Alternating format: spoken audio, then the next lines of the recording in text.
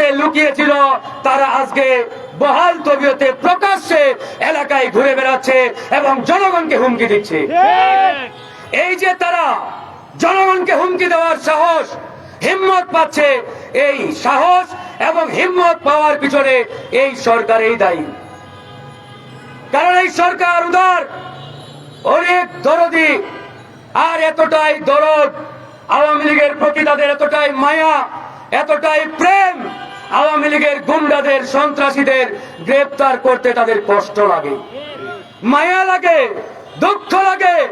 এই জন্যই তো সেই কুখ্যাত সন্ত্রাসী ভোটচোর ওবায়দুল কাদের 3 মাস বাংলাদেশের ভিতরে আত্মগোপনে ছিল, কিন্তু এই পুলিশ বাহিনী তাকে খুঁজে পায় নাই। আসলে কি খুঁজে পায় নাই? কিন্তু আমরা জানি এই সরকারের প্রভাবশালী একজন ব্যক্তির শেল্টারে ওবায়দুল কাদের 3 মাস বাংলাদেশেই ছিলেন, তাকে গ্রেফতার করা হয় নাই। তারপরে তাকে সেফ এক্সিট দেওয়া হয়েছে, সুন্দরভাবে বাংলাদেশ থেকে বাইরে করে দেওয়া হয়েছে, নিরাপদে দেশ থেকে তাকে যেতে দেওয়া হয়েছে। এরকম প্রত্যেকটা জায়গায় অসংখ্যবার বলেছি, জানুয়ারি ফেব্রুয়ারিকে কেন্দ্র করে আওয়ামী লীগ বাংলাদেশকে বেকায়দায় ফেলার জন্য বড় ধরনের একটি ছক কষেছে, বড় ধরনের একটি মিশন বাস্তবায়নের তারা অলরেডি কাজ শুরু করেছে, যার আলামত ইতিমধ্যেই দেখতে পাচ্ছেন। সারা বাংলাদেশে গুপ্ত হত্যা শুরু হয়েছে, যেখানে সেখানে আমাদের সমন্বয়ক ভাইদের হত্যা করা হচ্ছে। গতদিন মেঘনা নদীতে একটি জাহাজে 7 জন মানুষকে হত্যা করা হয়েছে। অনেকেই বলে, ভাই এটা তো স্বাভাবিক ঘটনা, এটা কোনো পরিকল্পিত ঘটনা নয়। আমি বলতে চাই এটি অ্যাবসলিউটলি পরিকল্পিত ঘটনা। এটা যদি জলদস্যুদের আক্রমণ হয়ে থাকে কিংবা সেই ডাকাতের আক্রমণ হয়ে থাকে, তাহলে তারা সেই জাহাজ লুটপাট করার কথা, কিন্তু সেই জাহাজের একটা কানাকড়ি পর্যন্ত নড়চড় হয় নাই, শুধুমাত্র 7 জনকে কুপিয়ে হত্যা করে ফেলে দেওয়া হয়েছে। ঘটনাটি স্বাভাবিক মনে হয় আপনাদের কাছে? কোনোভাবেই স্বাভাবিক ঘটনা নয়। সারা বাংলাদেশকে তারা একটা মেসেজ দিতে চাই, একটা বার্তা দিতে চাই, আমরা আছি, আমরা জেগে আছি, আমরা এই বাংলাদেশকে ধ্বংস করার জন্য এখনো জেগে আছি। এটাই আওয়ামী লীগ অলরেডি শুরু করেছে। আর এই উপদেষ্টারা, এই ব্যাককলের দল, এরা বলতে চাই আমরা আগে সংস্কার নিয়ে ব্যস্ত, দেশ জাহান্নামে যাক, দেশ গোল্লায় যাক। এরা এসির গাড়িতে বসে এসির বাতাস খেয়ে হেলিকপ্টারে চড়ে জেলায় জেলায় ঘুরে বেড়াচ্ছে, জেলায় জেলায় ভ্রমণ করছে, আর বাংলাদেশ এদিকে ধ্বংসের দ্বার প্রান্তে। বন্ধুগণ, গতকাল ভোর রাতে এই যে সচিবালয়ের মতো সুরক্ষিত একটি জায়গা, যে জায়গা থেকে বাংলাদেশ পরিচালিত হয়, সেই সচিবালয়ে পরিকল্পিতভাবে আগুন লাগানো হলো। এই আগুনের উদ্দেশ্য একটাই, আওয়ামী দোসরদের বিচার যাতে না হয়, তাদের গুম খুন অপরাধের নথিগুলো যাতে এই দেশের মানুষ জানতে না পারে, তার জন্য তারা সব পুড়িয়ে ছারখার করে দিয়েছে। আর আমাদের স্বরাষ্ট্র উপদেষ্টা এসে বলে আগুন লাগতেই পারে। What a nonsense! আগুন যেভাবে লাগতে পারে কখনো? একটা বিল্ডিং এ 2 জায়গায় আগুন, আর সেই 2 জায়গা উপদেষ্টা আসিফ এবং নাহিদের অফিস। তারা যেখানে বসে সেখানে আগুন লেগেছে, কারণ তারা জানে এরা বয়সে ছোট হলেও, তরুণ হলেও এদের মধ্যে তেজ আছে, এদের মধ্যে স্পিরিট আছে। এই জন্য এদেরকে ধ্বংস করা, নষ্ট করা তাদের মুখ্য উদ্দেশ্য ছিল। বেছে বেছে তাদের ফ্লোরগুলোতেই তারা আগুন লাগিয়েছে, একবারে পুরো ছারখার।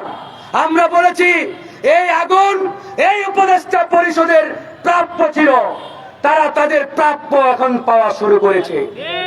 আমরা বললাম আওয়ামী লীগকে নিষিদ্ধ করেন, আর এরা বলে না আওয়ামী লীগকে নিষিদ্ধ করা যাবে না।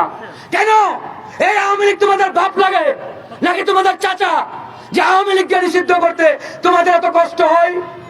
আর এই আওয়ামী লীগ আজকে সারা বাংলাদেশে তাণ্ডব শুরু করেছে, গুপ্ত হত্যা শুরু করেছে, কুপিয়ে মানুষ মারছে, সারা বাংলাদেশকে তারা অস্থিতিশীল করার একটি পায়তারা শুরু করেছে।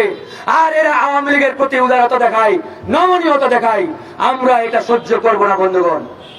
আজকে আমরা তাৎক্ষণিক দাঁড়িয়েছি, আমরা বলতে চাই এই যে সচিবালয়, এই সচিবালয়ে 95% এখনো আওয়ামী দোসর বসে রয়েছে, আর এই আওয়ামী দোসররাই এই আগুন লাগিয়েছে, এই দেশকে বেকায়দায় ফেলার মিশন বাস্তবায়ন তারা শুরু করেছে।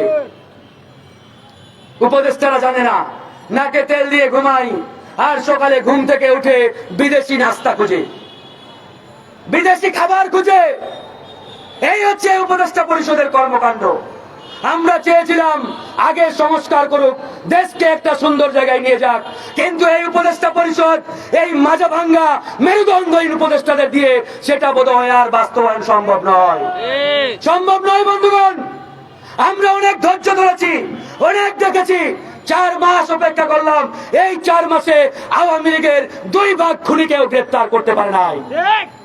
কি করবে এরা ভবিষ্যতে, তার আলামত দেখতে পাচ্ছি। আমরা আস্থা রেখেছিলাম, কিন্তু এরা ব্যর্থতার পরিচয় দিচ্ছে।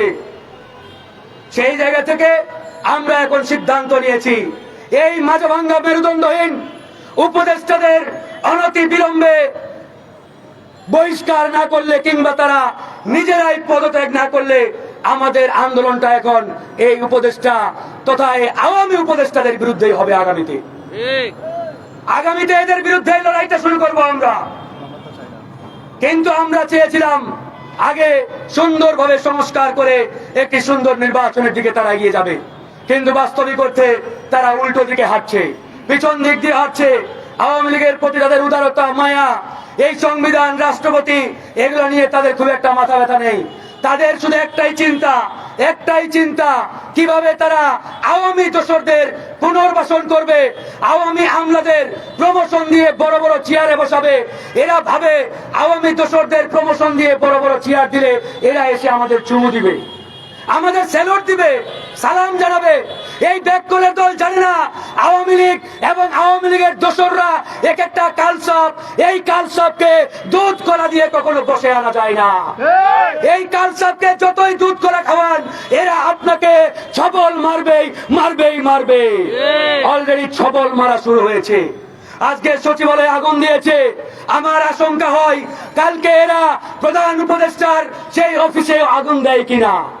আমরা আশঙ্কা করছি এরা বাংলাদেশকে বেকায়দায় ফেলার জন্য বড় ধরনের অঘটন ঘটায় কিনা।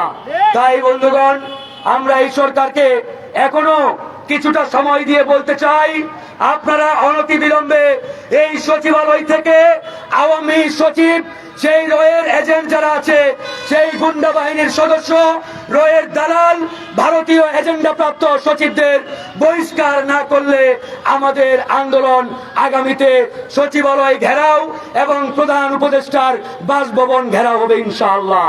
আজকে এটি আমরা 1 ঘন্টা আগে সিদ্ধান্ত নিয়েছি। আমরা মনে করি কথা বলতে হবে, আর চুপ থাকার সুযোগ নেই।